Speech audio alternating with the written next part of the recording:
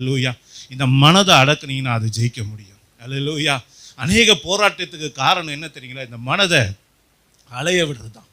இந்த மனதை கட்டுப்பாடுக்குள்ளே வைத்திருக்க தெரியாதவங்களால தான் இவ்வளோ பிரச்சனைகளுக்கு காரணம். வீட்டில் பாருங்களேன், அநேக பிரச்சனைங்க நீங்கள் நல்லா யோசனை பண்ணி பாருங்கன்னா, நம்ம மனசை நம்ம அடக்காதனால தான் சில பிரச்சனைங்க வந்திருக்கும்.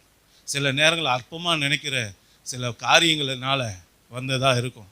நம்ம விரும்பி இருப்போம், அதை நடக்கலைன்ன ஒன்று நம்மளை அறியாமல் என்ன பண்ணுறோம், வெடிக்கிறோம். அல்லேலூயா. சின்ன புடவையாக இருக்கலாம், சின்ன ஒரு ஆகாரமாக இருக்கலாம். ஐயோ இந்த நேரத்தில் இதை சாப்பிட்டா நல்லா இருக்கணுமே அப்படின்னு நினச்சி நம்ம என்ன பண்ணியிருப்போம், நம்ம வீட்டுக்காரர்கிட்ட கேட்டிருப்போம். அவருக்கு ஒருவேளை அந்த சூழ்நிலையில் வாங்கி கொடுக்க முடியாத சூழ்நிலையாக இருந்தால் என்ன நடக்கும் யோசனை பண்ணி பாருங்க.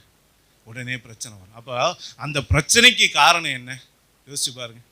இந்த மாதிரி ஏராளமாக நம்முடைய வாழ்க்கையில நம்ம சொல்லிக்கிட்டே போகலாம். ஆனால் இன்னைக்கு நம்ம அறிந்து கொள்ள வேண்டிய விஷயம் என்னன்னா, மனதை அடக்கக்கூடிய ஒரு கிருபையை ஆண்டவர் நமக்கு கொடுக்கிறார்.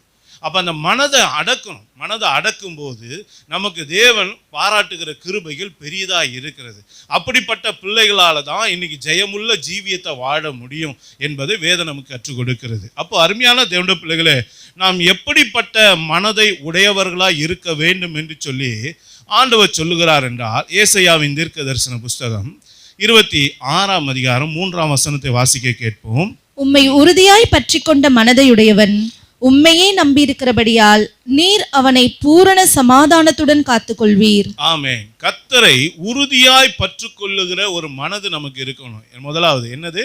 கர்த்தரை உறுதியாய் பற்றி கொள்ளுகிற ஒரு மனது. அப்போ அருமையான தேவனுடைய பிள்ளைகளே, இன்னைக்கு அந்த உறுதி இல்லாததுனால தான் இன்னைக்கு சபைக்கு கூட நம்மளால் ஒழுங்காக வர முடியல, தேவனை ஆராதிக்க முடியல. அப்படியே சபைக்கு வந்தாலும் நீங்கள் நல்லா பாருங்க, இங்கே ஆராதனை ஏதோ ஒரு பக்கம் போயிட்டு இருக்கோம், நம்ம மனசு எங்கேயோ ஒரு பக்கம் போயிட்டு இருக்கு. அப்போ என்னன்னா, உறுதி இல்லாத ஆத்துமாவா நம்ம இருக்கக்கூடாது.